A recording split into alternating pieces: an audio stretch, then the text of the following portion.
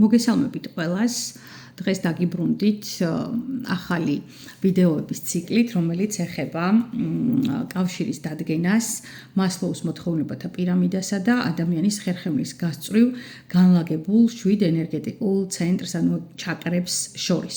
ამ ვიდეოთ წინასწარ მინდა აღვნიშნო, რომ არ ვამტკიცებ არაფერს, არც ამ ორი მიმდინარეობის კავშირს ვამტკიცებ მან და მაინც, მაგრამ რადგან დავინახე მე გარკვეული ლოგიკა, მინდა რომ თქვენც ეს ლოგიკები გაგიზიაროთ. ზოგს შეიძლება მოგეწონოთ, ზოგს შეიძლება არ მოგეწონოთ, მაგრამ ამ შემთხვევაში ეს აქტუალური არ არის. მნიშვნელოვანი არის უფრო ის, რომ ამ კვლევის პროცესში თქვენთან ერთად მეც მივიდე გარკვეულ კონკრეტულ დასკვნებამდე. არ დაგავიწყეთ ვიდეოს დალაიქება, არხის გამოწერა, დაკომენტარება და დავიწყოთ. ხო, პირველ რიგში მინდა აქვე აღვნიშნო, სანამ ძალიან დეტალიზებაში გადავალ, რომ ეს იქნება ვიდეოების ციკლი და ამ ერთ ვიდეოში ვერ მოვასწრებ სრულად ამ ყველაფრის შესახებ საუბარს, ამიტომ დღეს მინდა რომ მხოლოდ და მხოლოდ მასლოუზე ვისაუბრო და მის უნიკალურ, რითიც გახდა ეს ადამიანი ცნობილი, მოთხოვნებათა პირამიდას შევეხო.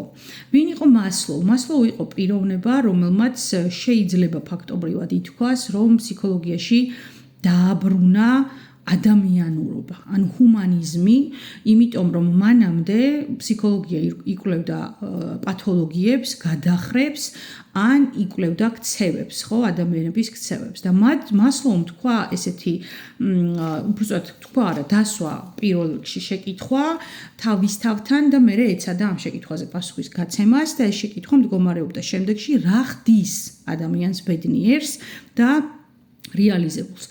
თანამედროვე ადამიანი პრინციპში ჩემი დაკვირვებითაც და ალბათ თქვენითაც სწორედაც რომ ბედნიერებისა და რეალიზებისაკენ მიილტვის მუდმივად და ეს იყო ზუსტად მასლოუს თეორიის ფუნდამენტიც, რომ ადამიანი მუდმივად მიისწრაფვის განვითარებისკენ. ამას ემსახურებოდა სწორედ ის ხუთსაფეხურიანი მოთხოვნებათა პირამიდის შექმნა, რომლის ორი საფეხური, პირველი ორი საფეხური ეთმობოდა ადამიანის საბაზისო მოთხოვნილებებს და დანარჩენი ზედა 3 პასუხობდა ადამიანის უკვე განვითარებული ადამიანის ფსიქოლოგიურ, სოციალურ მოთხოვნილებებს და ასევე თვით გამოხატვას. ანუ მასლოუ ჭეშმარიტებას ხედავდა ესე, რომ ადამიანი თუ არ იკმაყოფილებს და ვერ ახერხებს და იკმაყოფილოს ფუნდამენტური მოთხოვნილებები, როგორც არის საკვები, უსაფრთხოება და მაგალითად ფინანსური სტაბილურობა და ასე შემდეგ, ძალიან უჭირს იფიქროს რაღაცა მაღალ მატერიებზე და რა თქმა უნდა პირიქით, ანუ მაღალ მატერიებთან როცა არის ადამიანი, მისთვის შეიძლება უინტერესოც იყოს ეს რაღაცა ყოველდღიური ადამიანური გამოწვევები, ხო?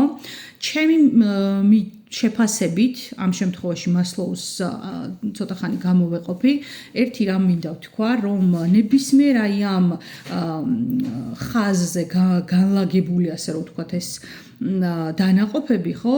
გინდაც ადამიანი იყოს რაღაცა ძალიან სულიერებაში, ან პირიქით იყოს ძალიან რეალისტური და მიწიერი და საერთოდ არ ინტერესდებოდეს სულიერებით, ეს ორივე შემთხვევაში ნიშნავს ბალანსის კარგვას, ეს ორივე შემთხვევაში ნიშნავს იმას, რომ ადამიანი მოკლებულია ცენტრს, ანუ შინაგან ცენტრს და აი ამ შინაგანი ცენტრის დეფიციტის გამო მუდმივად მერყეობს, ანუ რაღაცნაირად თითქოს დამიწების ცენტრი აკლია ადამიანს, ხო? მაგრამ ეხლა რა ხდება აქ?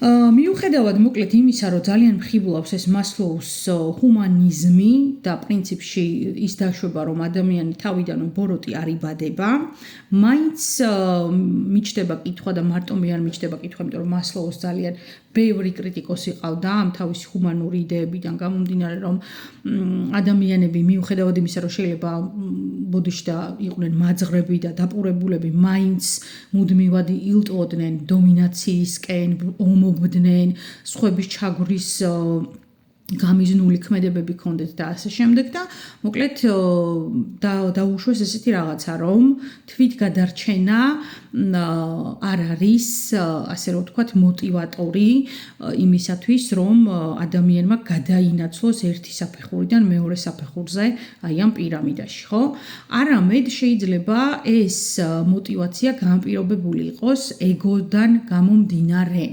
ანუ რა იყო აქ ძირითადი კრიტიკის საგანი მასლოუს მოთხოვნილებათა პირამიდაში პირველ რიგში იყო რა რომ მასლოუ ხედავდა ადამიანს რომელიც მუდმივად მიისწრაფოდა ზრდისკენ კრიტიკოსები მას პასუხობდნენ ესეთი შეკითხვით რომ ადამიანი მიისწრაფვის კომფორტისკენ და ძალაუფლებისკენ. ანუ კომფორტი და ძალაუფლება თავის თავში ავტომატურად არ მოიცავს და არ გულისხმობს ზრდას და ეს შეიძლება პირიქით ერთმანეთის ურთიერთსაწინააღმდეგო ცნებები იყოს. მეორე, რაზეც მასლოუს მუდმივად აკრიტიკებდნენ, მეორე თემა ეს იყო საკითხი ბოროტებასთან დაკავშირებული, რომ ადამიანი ბოროტი არ არის, მასლოუს დანახული ადამიანი მისი კრიტიკოსები კი ამბობდნენ ასე რომ ბოროტება ადამიანის განუყოფელი და თანდაყოლილი ხასიათის თვისებაა შეიძლება ასე ითქვას და ანუ ადამიანი იბადება ბოროტად ან კეთილად ხო და მესამე არანაკლებ მნიშვნელოვანი იყო ეს საკითხი რომ თვითრეალიზაცია ანუ მოთხოვნილებათა პირამიდის სულ ბოლო მეხუთე წერტილი არის ადამიანის თვითმიზანი ანუ ადამიანი მუდმივად ისწრაფვის თვითრეალიზაციისკენ ხო მაგრამ თვითაქტუალიზაცია კრიტიკოსების მასლოუს კრიტიკოსების აზრით შესაძლოა იყოს ეგოს დაკმაყოფილების ერთ-ერთი შესაძლებლობა ანუ ადამიანმა იმის გამო კი არ ისწრაფოს თვითაქტუალიზაციისკენ ან იმისკენ რომ რაღაცა საკუთარი თავი გააუმჯობესოს რომ ეს მართლა უნდოდეს შინაგანად არამედ ეს იყოს მექანიზმი იმისათვის რომ ადამიანმა ამით სხვაზე უფრო მეტი დოზით მოიპოვოს გავლენა და ასე რომ ვთქვათ შეძლოს სხვა ადამიანების კონტროლი. ამ კითხვებს ნამდვილად აქვს არსებობის უფლება, ისევე როგორც მასლოუს თეორიას აქვს, რა თქმა უნდა, არსებობის უფლება, მაგრამ ბოლო წლებში მასლოუ აი სიცოცხლის ბოლო წლებში, როდესაც ფაქტობრივად უფრო ხშირად უღრმავდებოდა თავის თეორიას და უფრო მეტად ხვდებოდა კრიტიკის ქარცეცხლში, უპასუხა სამი მნიშვნელოვანი გამოვლინებით. პირველი გამოვლინება იყო რა, რომ ადამიანი მაგალითად მიისწრაფვის ზრდისკენ ეს წეღან როგორც ვთქვით, შეიძლება ასე არ იყოს, ხო? და რატომ არ იყოს? ამაზე მასლოუმ თქვა, რომ ადამიანში არსებობს ეგრეთ წოდებული იონას კომპლექსი, რომელიც არის ბიბლიური პერსონაჟი და ადამიანი გაურბის არა მხოლოდ რაღაცა ბნელ მხარეს და კომპლექსებს საკუთარ თავში, არამედ აღიარებაც ხშირ შემთხვევაში იწვევს ადამიანში შიშს, რომ დაკარგავს ახლობელ ადამიანებს. ხშირად ამის გამო ადამიანები წარამატებაზე ამბობენ უარს. ამიტომ პირველ ნაწილში ხო მასლოუმ უპასუხა ესე ამ შეკითხვას, რომ ადამიანებში არსებობს იონას კომპლექსი. მეორე საკითხი ეს იყო ესეთი თემა, რომ ადამიანი არის თუ არა ბოროტი და არის თუ არა ეს ბოროტება ადამიანის თანდაყოლილი თვისება. მასლოუმ ამაზე პასუხი გასცა, რომ აქ არსებობს ეგრეთ წოდებული მეტაპათოლოგიები, რაც იმას ნიშნავს, რომ ადამიანი როგორც ცალკე აღებული სუბსტანცია თუ მოკლებულია სულიერებას, ამ შემთხვევაში მას უკვე მართავს სრულად მატერიალური ინსტინქტები, სრულად ასე რომ ვთქვათ, ცხოველური ინსტინქტებით იმართება და ეს ცხოველური ინსტინქტები არის ზუსტად ის, რის გამოც ადამიანი ხდება უბრალოდ უმიზნოდ მებრძოლი და კმაყოფილდება იმით, რომ სხვას რაღაცები წაართვას. მესამე საკითხი ასევე იყო რა, რომ მასლოუ უთვლიდა, რომ ადამიანის ბუნება არის ზოგადად ძალიან სათუთი. და ამ სისასტუთეს სჭირდება მუდმივად გაფრთხილება და ბავშვი, რომელიც იბადება, არის ცარიელი ფურცელი და ამ ცარიელ ფურცელზე აღზრდა, გარემო, მშობლები, გარემოცვა ყველა თავის ჩანაწერს აკეთებს.